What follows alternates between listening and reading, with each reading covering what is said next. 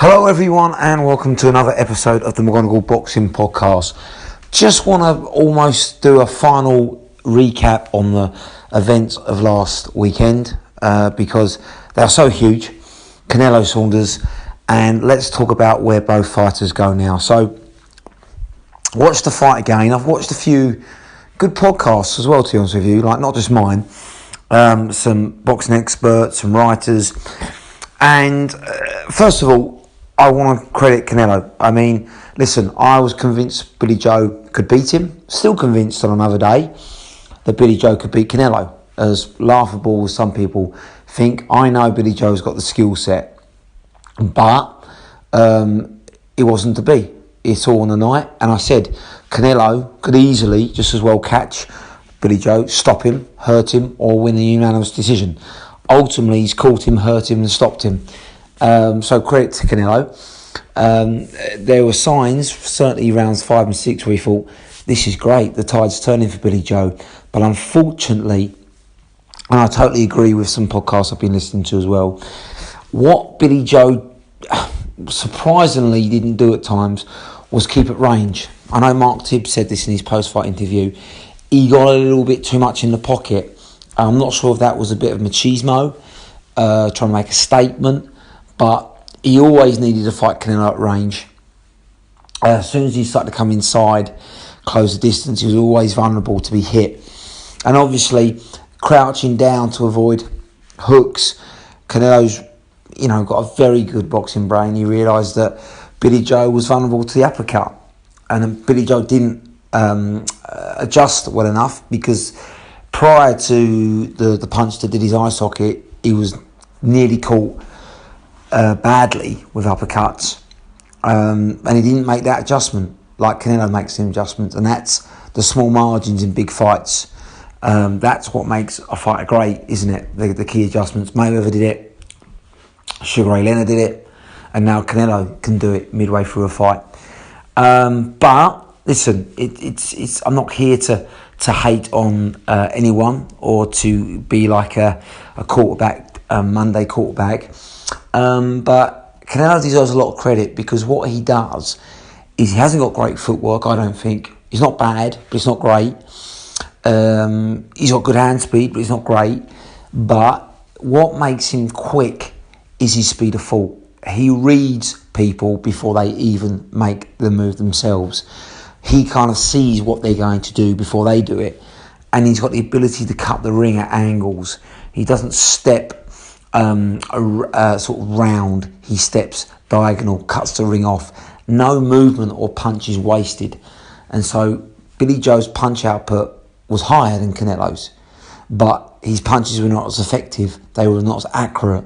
So Canelo, although probably punched half as many punches as Billy Joe, every punch he hit through was with bad intentions, was accurate either to the body, to break Billy Joe down, or to the arms. Everything was punishing and accurate, and it was money in the bank each round.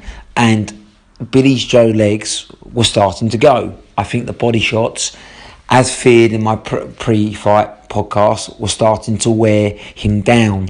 And at that level, Billy Joe's not used to that. That's the deciding factor ultimately. Canelo knows how to pace himself in a 12-round fight.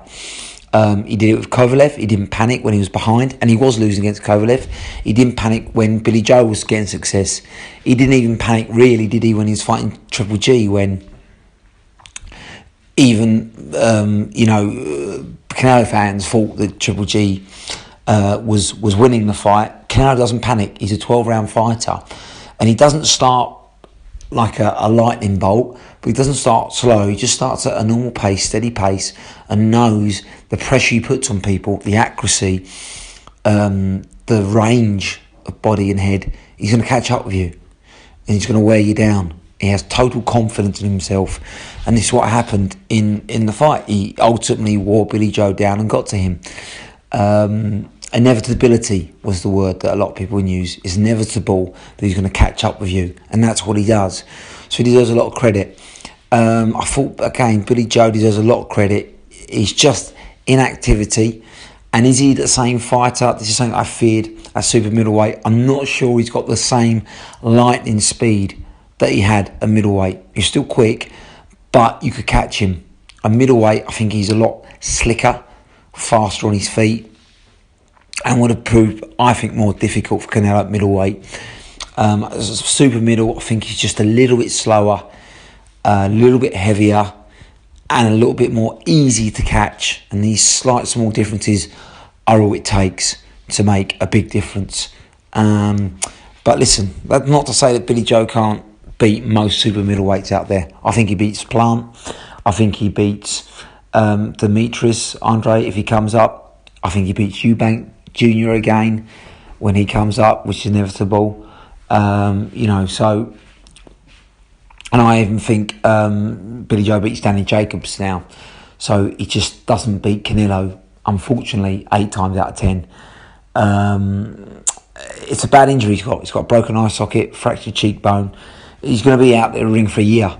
But the good news is he released a statement. I think he's hungry to get back. I'd love him to get back. Is he going to be the same fighter? I don't know. Kell Brook wasn't after his broken eye socket against Triple G. I think Billy Joe will clearly need a tune-up fight when he does come back.